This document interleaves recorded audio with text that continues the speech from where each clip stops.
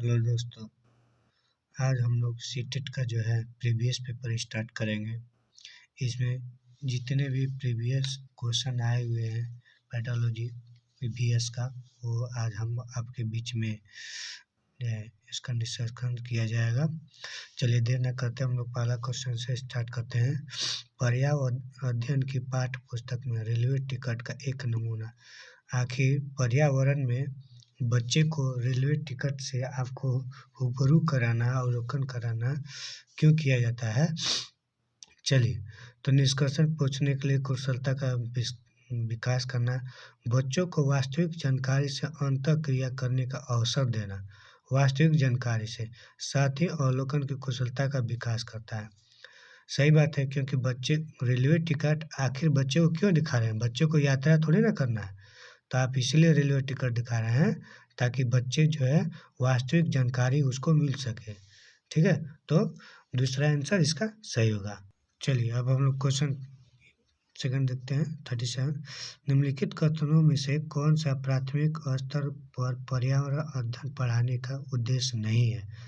कौन सा उद्देश्य नहीं है पर्यावरण पढ़ाने का? ठीक है, चलिए देखिए, बच्चों पर आकलन के लिए शब्दावली और परिभाषाओं को बोझ डालना, ये तो इसी तरह से निगेटिव, क्योंकि बच्चे को आपको बोझ डालना ही नहीं है। जो भी बच्चे को पढ़ाना है उसको हंसते खिलाते समझाते हुए पढ़ाना है, तो बोझ डालना यही निगेटिव है, यही इसका आंसर होगा। ठीक है, ऐसे मैं पढ़ दे रहा हूँ कुछ को। जीवन को पर्यावरण से सरोकार करने के लिए आत्मसात करना, सही बात है, बच्चा सीखेगा। उसको अपने से प्राकृतिक वातावरण की उत्सुकता जगाना है। ठीक है, संज्ञानात्मक मन चालक को कौशलों का विकास करना है, तो सब पॉजिटिव पॉइंट है, लेकिन बोझ डालना निगेटिव है, इसलिए इसका ये सही आंसर यही होगा। चलिए 38 देखिए, निम्नलिखित में से कौन सा प्राथमिक विद्यालय में पर्यावरण अध्ययन पढ़ाने का उद्देश्य निरूपित है? ठीक है, क्यों उद्देश्य है पर्यावरण पढ़ाने का? तो पहला हो गया ज्ञान विस्तार करने के लिए बच्चों को सूचना देना, पुस्तकें पढ़ाने, ये भी बात सही है, ज्ञान विस्तार तो करना ही है, लेकिन और भी देख लीजिए। विद्यालय में बच्चों के अनुभवों को बाहरी दुनिया से जोड़ना, ये सबसे ज़्यादा है, क्योंकि बच्चों को आप पढ़ा भी रहे हैं, उसको केवल चार दीवारी के अंदर सीमित नहीं रख रहे हैं, बल्कि उसको बाहरी दुनिया से भी जोड़ रहे हैं। इसका जो है सही आंसर यही होगा। ठीक है, चलिए इसका तीसरा ऑप्शन भी देख लीजिए, बच्चों को तकनीकी शब्दावली पर परिचित करना है। ठीक है, तो करना है, यह बच्चे अध्ययन संबंधित तकनीकों का आकलन करना, ये भी सही है, सब सही है, लेकिन सबसे ज़्यादा उद्देश्य दिखाता है कि बाहरी दुनिया से जोड़ना। चलिए आगे देखते हैं हम लोग। पर्यावरण अध्ययन के पाठ्य पुस्तक में पहेलियाँ शामिल करने का कौन सा उद्देश्य नहीं है? उद्देश्य नहीं है, ठीक है, तो बच्चों को मस्तिष्क भ्रमित करना, उन्हें भ्रम के आनंद उठाने देना, तो सबसे ज़्यादा कारगर यही है, क्योंकि भ्रमित तो करना ही नहीं है बच्चों को। चलिए ऐसे आगे भी देख लेते हैं हम लोग।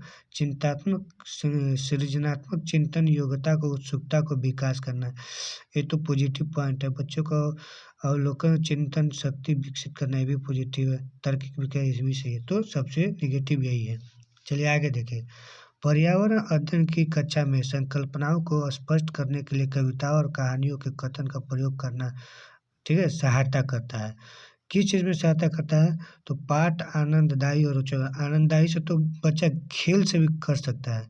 चलिए आगे देखिए। स्थानीय एवं वैश्विक स्तर पर संसार की प्रकृति की खोजने और कल्पना करने की योग्यता, ये तो ज़्यादा कारगर है, क्योंकि कविताएं में आता है सूर्य उगता, ठीक है, सुबह में शाम में डूबता, इस तरह से आते हैं, तो बच्चा कल्पना करता है, अरे सूरज पूरब में उगता है फिर पश्चिम में डूबता क्यों है? तो कारगर इसका आंसर यही होगा। ऐसे देख लीजिए। और निहित भाषा संस्कृति ध्यान रखते हुए, तो उतना ज़्यादा नहीं है। सही दिशा को निर्धारित की ऊर्जा की स्मरण, ये भी उतना नहीं है, ठीक है, कारगर नहीं है। चलिए आगे देखिए। पर्यावरण अध्ययन पर्यावरण अध्ययन की अच्छी पाठचर्या को बच्चों के प्रति सही, ठीक है, जीवन के प्रति सही और विषय के प्रति सही होना चाहिए। ठीक है, पाठचर्या निम्न विशेषता को कौन सी आवश्यकता को पूरा नहीं करती है? कौन पूरा नहीं करता है? ये भी निगेटिव बोध है। तो देखिए, यह शब्दावली और परिभाषाओं को अधिक बल देना, ठीक है, फिर यह भय एवं पूर्वाग्रहों से मुक्त होने के मूल्य को बढ़ावा देती है। ठीक है, इसके बाद यह विषय को सामाजिक प्रक्रम के रूप में आपको देखने के लिए विद्यार्थियों को आवश्यकता रहती है, शिक्षण अधिगम प्रक्रिया पर अधिक बल देना। तो क्या बोल रहे हैं यहाँ पर, अच्छी पर्यावरण को बच्चों के सही जीवन के प्रति सही विषय होना चाहिए। तो क्या है, ये भय और पूर्वाग्रहों से मुक्त होने का बोले, सही बात है। जो पीढ़ी से पीढ़ी हम लोग भय डाले हुए हैं बच्चे में, वो क्या है, उससे उससे उसको मुक्त होने के लिए, ठीक है, इसको बताती है। चलिए आगे देखते हैं हम लोग। चलिए देखिए, राष्ट्रीय पाठ्यचर्या की रूपरेखा 2005 प्राथमिक स्तर पर पर्यावरण अध्ययन शिक्षण का मुख्य उद्देश्य होना चाहिए। क्या मुख्य उद्देश्य होना चाहिए? स्वतंत्र रूप से प्रयोग करने की कुशलता अर्जित करने, ये भी बात सही है। विषय की आधारभूत संकल्पना, आधारभूत समझ विकास करना, सही है।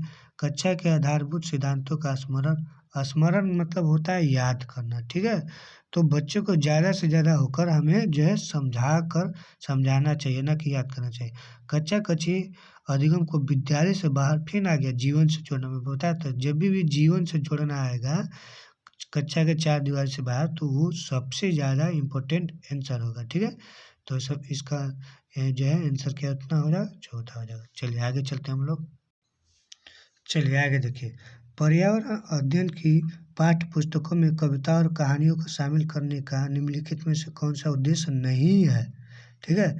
तो विद्यार्थियों में काल्पनिक और सृजनात्मक योग्यता को बढ़ावा देना। तो ये तो पॉजिटिव पॉइंट हो गया, विषय में रुचि का भी, ये भी नहीं पॉजिटिव पॉइंट हो गया। नित्य और एक रस विषय वस्तु में बदलाव करना, ठीक है। और इसके बाद जो है विद्यार्थियों को आनंद और मज़ा उपलब्ध कराना।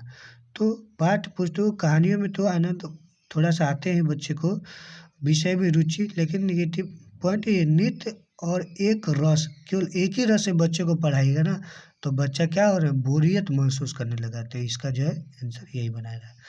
चलिए आगे देखिए, आगे है निम्नलिखित में कौन सा प्राथमिक स्तर पर पर्यावरण अध्ययन में पाठ्यचर्या की आवश्यकता को अनुरूप नहीं है निगेटिव।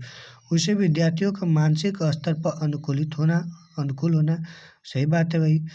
उसे काम की दुनिया में प्रवेश के लिए विद्यार्थियों को ज्ञान और कौशल से लैस करना, ठीक है। और आगे मैं पढ़ रहा हूँ, उसे विद्यार्थियों में पर्यावरण के सरोकार को उत्पन्न करना, ठीक है, और पद्धतियों प्रक्रिया अर्जित करने के लिए शामिल करना, जो ज्ञान को उत्पन्न करने में आगे लाए। तो सबसे ज़्यादा निगेटिव पार्ट ये है कि उसे काम की दुनिया में थोड़ी ना बच्चों को प्रवेश कराना है, उसको पढ़ने की दुनिया में प्रवेश कराना है, ठीक है।